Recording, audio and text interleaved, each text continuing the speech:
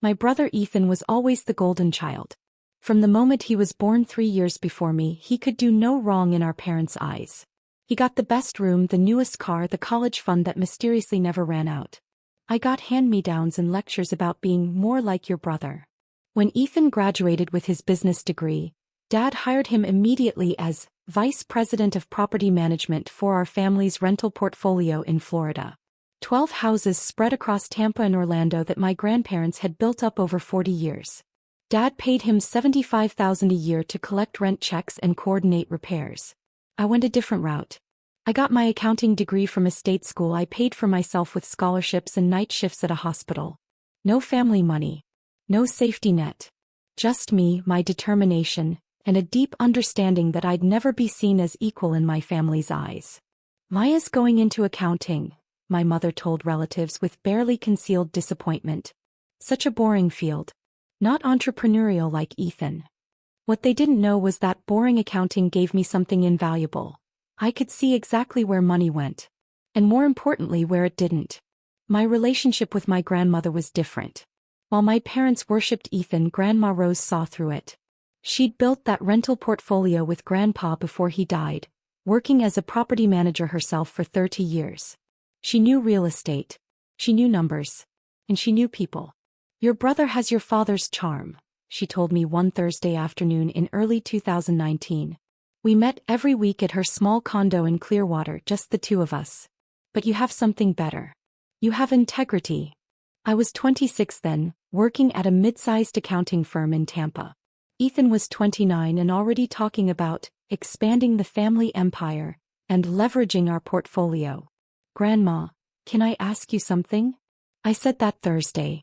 Do you ever review the rental income statements Ethan sends you? She looked at me sharply. Why?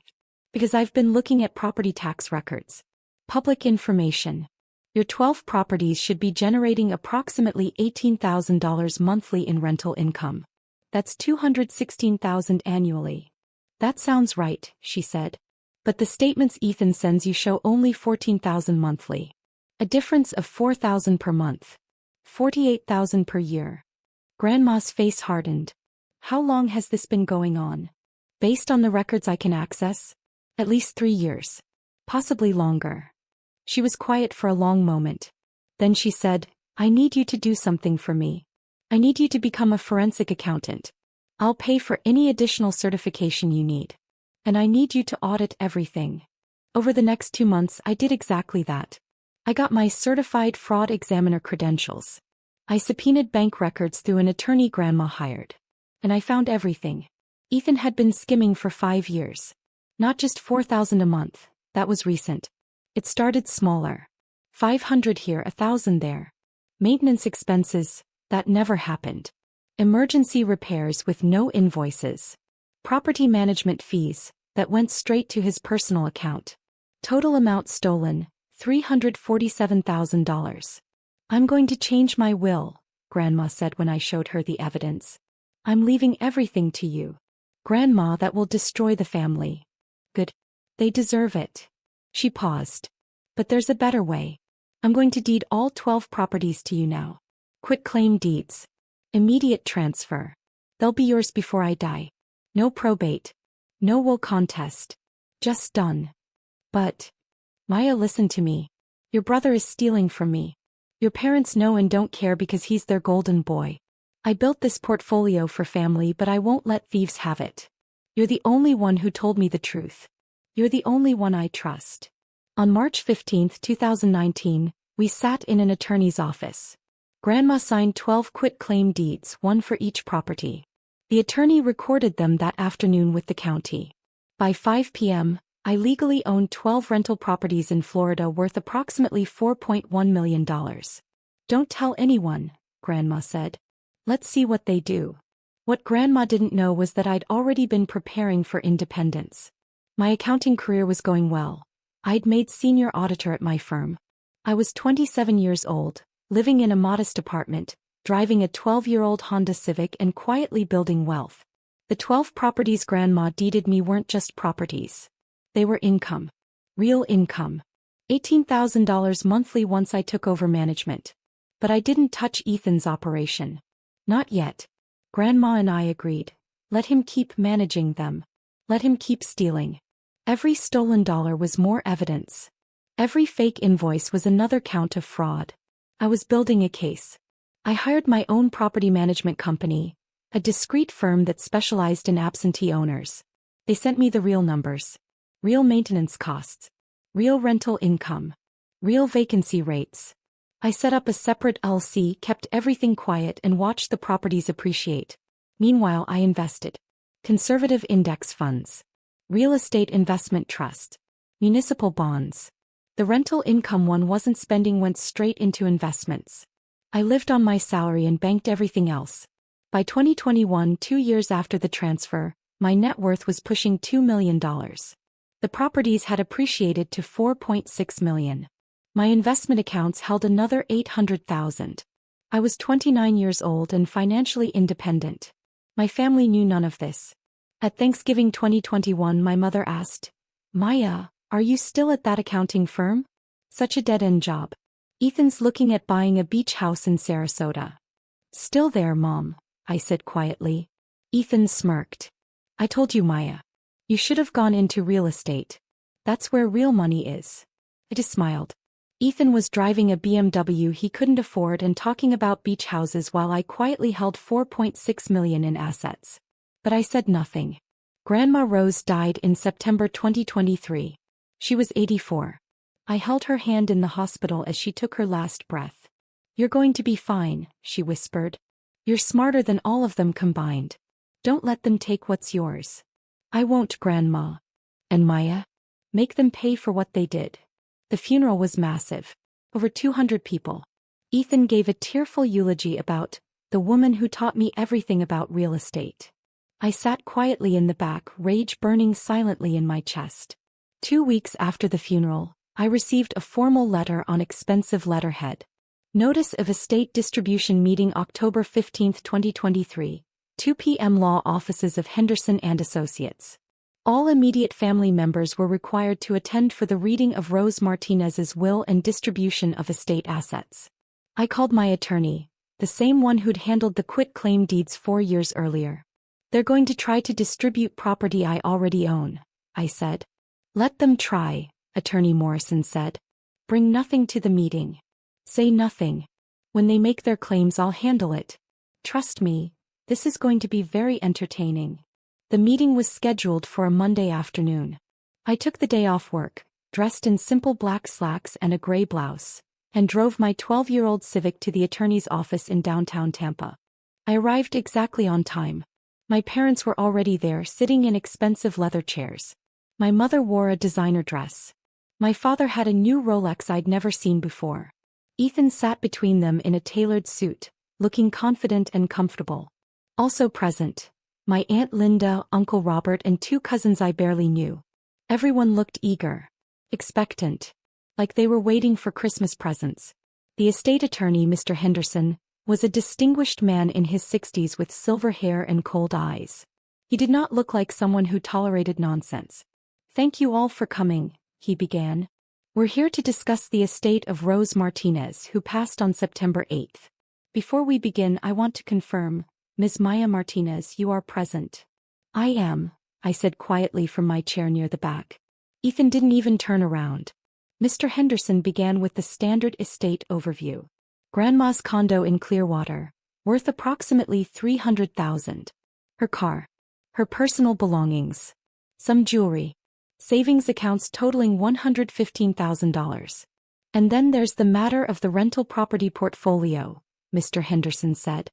Ethan sat up straighter. 12 residential properties in the Tampa and Orlando areas, currently valued at approximately $4.8 million. These properties generate approximately $18,000 in monthly rental income. My mother gasped softly. I don't think she'd ever known the actual numbers. "Now," Mr. Henderson continued, "Mrs. Martinez's will, dated March 2019, specifically addresses these properties." "Actually," Ethan interrupted, standing up, "I'd like to address the family before we get into legal details." Mr. Henderson raised an eyebrow but said nothing. Ethan turned to face the room, every inch the confident businessman. I know Grandma Rose loved all of us, but I've been managing these properties for 7 years. I know every tenant, every property manager, every maintenance issue. I've grown the portfolio's value by over 30%. My father nodded approvingly. I think we all know Grandma would want these properties to stay with someone who understands real estate. Someone who's dedicated his career to this. He paused dramatically. I'm formally requesting that the 12 properties be distributed to me. I'll ensure they stay in the family and continue to grow. My Aunt Linda spoke up. That seems fair. Ethan's been doing all the work. I agree, my mother said immediately. Maya's never shown any interest in real estate. She wouldn't know what to do with rental properties. I said nothing. I simply watched. Uncle Robert nodded. Makes sense to me. Keep it with someone who knows the business. Ethan smiled. I appreciate the family's support. Mr. Henderson, I assume we can make this distribution official today. Mr. Henderson looked at Ethan with an expression I couldn't quite read. Mr. Martinez, before we proceed, I have a question. You say you've been managing these properties for 7 years. That's correct. And collecting the rental income? Yes, as property manager. I take a 15% management fee, which is industry standard, and ensure the properties are maintained and profitable. I see. Mr. Henderson opened a folder. And you're aware that property management typically includes providing detailed financial statements to the property owner? Of course. I send quarterly reports too. I sent them to Grandma Rose. Did you? Something in Mr. Henderson's tone made Ethan pause. Yes. And these reports showed accurate rental income numbers? Absolutely. That's when I decided to speak. I reached into my bag and pulled out my own folder. Thick, organized, tabbed. I stood up and walked to the front of the room. Maya? My mother said, confused. What are you doing? I didn't answer her. Instead, I placed the folder on Mr. Henderson's desk. What is this? Ethan demanded. I finally spoke, my voice calm and steady. Forensic accounting report. Certified by an independent fraud examiner. Covering rental income, expenses, and management of 12 properties from January 2018 through September 2023. The room went silent. Ethan's confident smile faltered. What are you talking about? I turned to face him directly. I'm talking about $347,000 in stolen rental income over 5 years. I'm talking about fake maintenance invoices. I'm talking about embezzlement. That's insane, Ethan said, but his voice cracked slightly. Dad, she's lying. She's trying to sabotage me because she's jealous. The properties generate $18,000 monthly in rental income, I continued. You reported $14,000 to Grandma Rose for the past 3 years. $4,000 monthly shortfall. That's $48,000 annually. But you didn't start there. You started smaller in 2018. The forensic audit documents everything. My father stood up. Maya, this is completely inappropriate. Your brother has managed those properties with integrity. Actually, Mr. Martinez, Mr. Henderson interrupted, I'd like to hear this. Ms. Martinez, please continue. I opened my folder to the first tab. Property 1, 2847 Palmetto Drive, Tampa. Tenant rent, $1,500 monthly. Ethan reported $1,200 to Grandma Rose. Difference, $300 monthly, pocketed by Ethan. This is ridiculous, Ethan said. I have records. Property 2, 891 Orange Blossom Lane, Orlando. Tenant rent, $1,600 monthly. Reported as $1,300. Difference, $300 monthly. I went through all 12 properties. Every discrepancy. Every fake invoice. Every maintenance expense, that never happened. My voice never wavered. My mother's face grew pale. My father sat back down. Aunt Linda looked horrified. You're making this up, Ethan finally said weakly. You don't have access to this information. You can't prove any of this. Actually, I can. I pulled out the next section. 20 pages of bank statements highlighted and annotated. These are your personal bank account statements from 2018 to 2023. Obtained legally through subpoena by Grandma Rose's attorney in 2019. Notice the deposits that coincide exactly with the rental income shortfalls? $300 here, $500 there, eventually escalating to $4,000 monthly by 2021. Ethan's face went from red to white. How did you? That's private. Grandma Rose suspected you were stealing, I said quietly. She asked me to investigate in early 2019. I did. I found everything. And she made her decision based on what I discovered. Mr. Henderson spoke up. Which brings us to the actual matter at hand. Mr. Ethan Martinez, you've spent the last 10 minutes requesting distribution of 12 rental properties. Properties you claim to have managed faithfully. Properties you believe should be yours. They should be, Ethan said desperately. I've dedicated years. Properties you don't own, Mr. Henderson said flatly. Properties you have never owned. Properties you will never own. The room exploded. What? My father demanded. What are you talking about? My mother said. Mr. Henderson opened his own folder, a thin one, and removed 12 documents. On March 15, 2019, Rose Martinez executed quitclaim deeds transferring all 12 rental properties to Maya Elena Martinez. These deeds were recorded with the county that same day. Maya Martinez has been the legal owner of all 12 properties for 4 years and 7 months. You could have heard a pin drop. Ethan stared at the documents like they were written in a foreign language. That's not possible. I've been managing them. I've been collecting the rent. Yes, I said quietly. From my properties. Without my permission. While stealing hundreds of thousands of dollars from my accounts. Maya, my mother gasped. You've owned these properties for 4 years? Why didn't you say anything? Because Grandma and I agreed to let Ethan continue his operation. Every stolen dollar was more evidence. Every fake invoice was another count of fraud. I've been documenting everything. My father's face turned purple. This is a setup. You manipulated an elderly woman. I did nothing of the sort, I said coldly. Grandma Rose discovered Ethan was stealing from her. She asked me to investigate. I found $347,000 in embezzlement.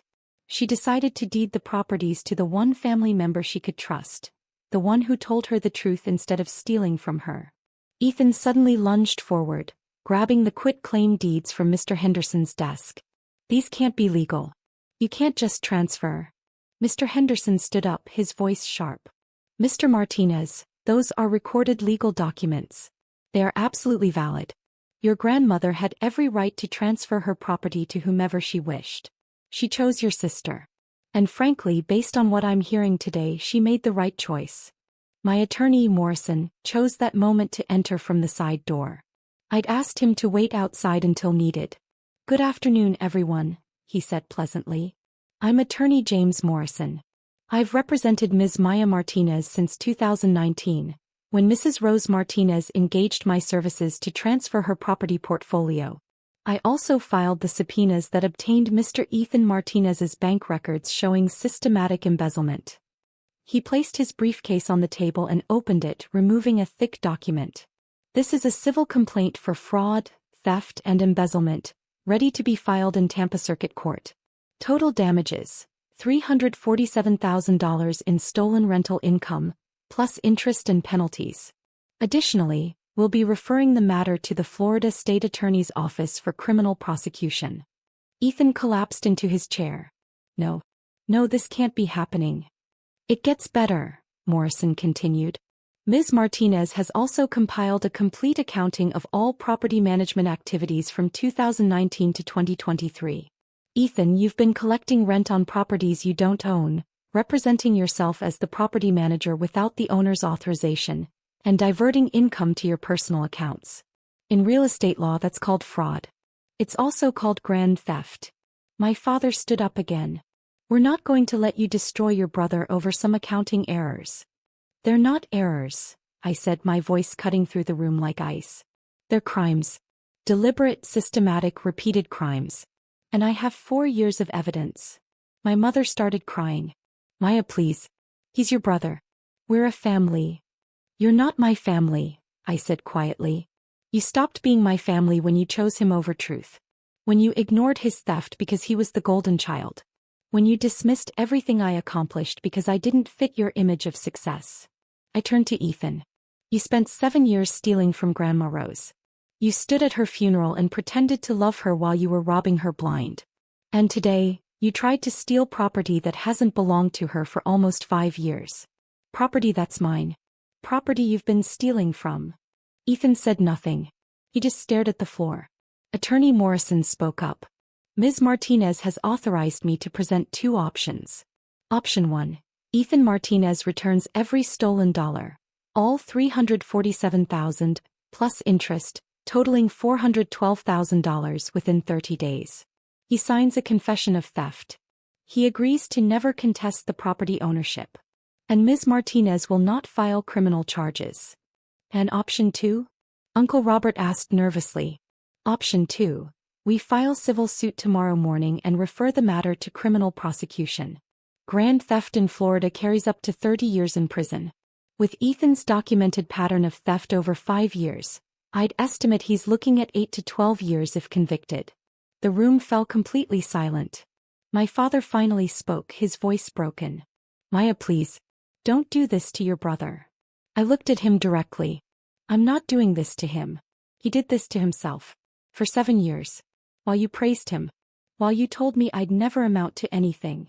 We never said that, my mother protested weakly. You said it every day, I replied. Every time you compared me to him. Every time you dismissed my career. Every time you acted like I was invisible while he was your shining star. I paused. The only difference is that I have the evidence to prove what he really is. Mr. Henderson cleared his throat. For the record, Mrs. Martinez's will is very simple. The condo goes to Maya Martinez. The personal property goes to Maya Martinez. The savings accounts go to Maya Martinez. The 12 rental properties, which she already owns, are mentioned only to confirm they were transferred before death and are not part of the probate estate. She left everything to Maya? Aunt Linda said, stunned. She left everything to the grandchild who didn't steal from her, Mr. Henderson said bluntly. I gathered my folder and stood up. You have 72 hours to decide. Option 1 or option 2. After that, we file. Attorney Morrison will be in contact. I walked toward the door. Maya, wait, Ethan said desperately. I don't have $400,000. I can't. I turned back. Then I suggest you sell your BMW. Your beach house investment you love bragging about. Whatever you need to do. You stole $412,000 from me over 5 years. You have 30 days to return it. Or you go to prison. But that will ruin me, he whispered. Yes, I said calmly. It will. Just like you tried to ruin Grandma Rose. Just like you tried to steal what she built. Actions have consequences, Ethan. You're about to learn that lesson. I walked out of that conference room and didn't look back. My phone started buzzing before I reached my car. Texts from my mother. Calls from my father.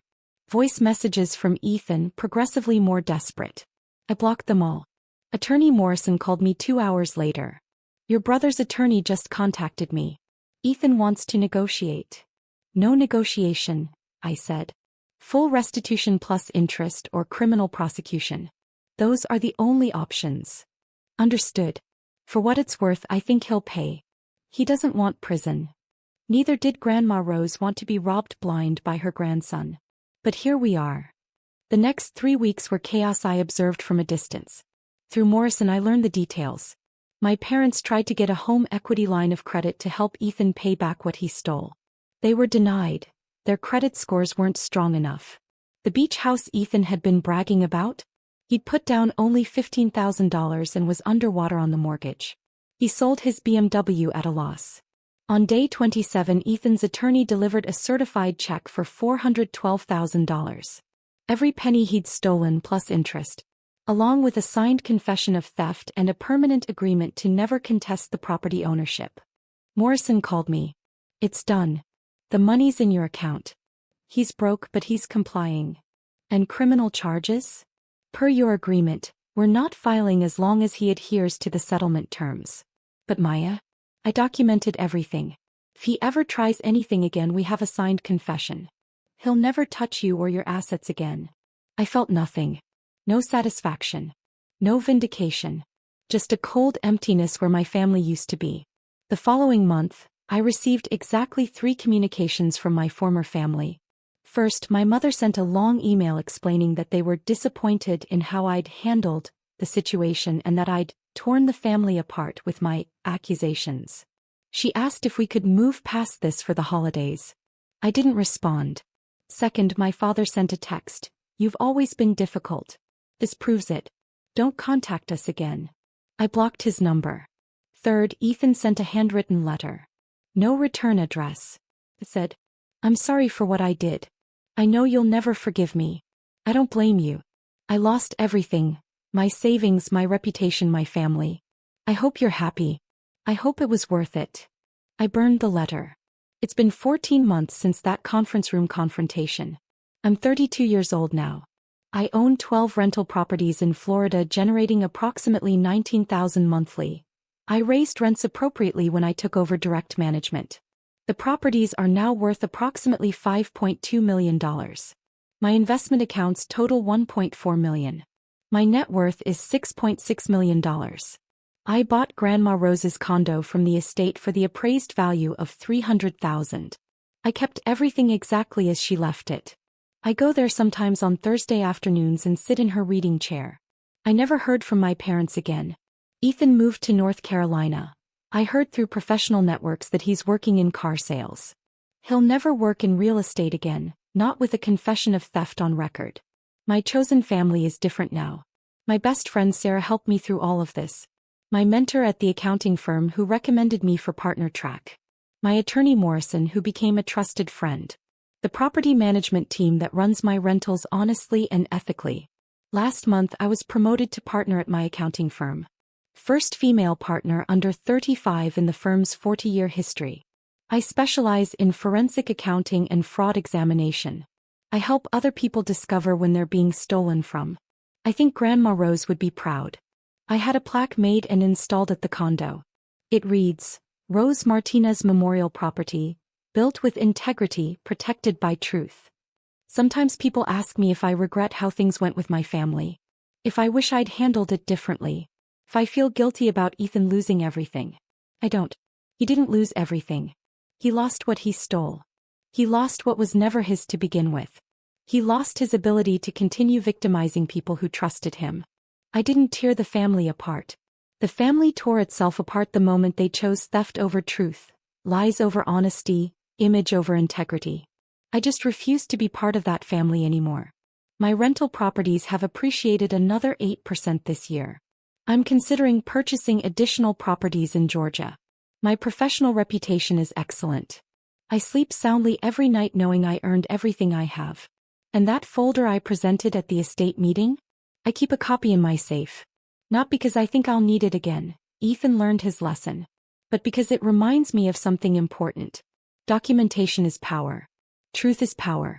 Integrity is power. My family thought power came from being the golden child, from having dad's approval, from looking successful. They were wrong. Real power comes from knowing your worth, documenting the truth, and refusing to let anyone, even family, steal what's yours. Grandma Rose taught me that. And I'll never forget it.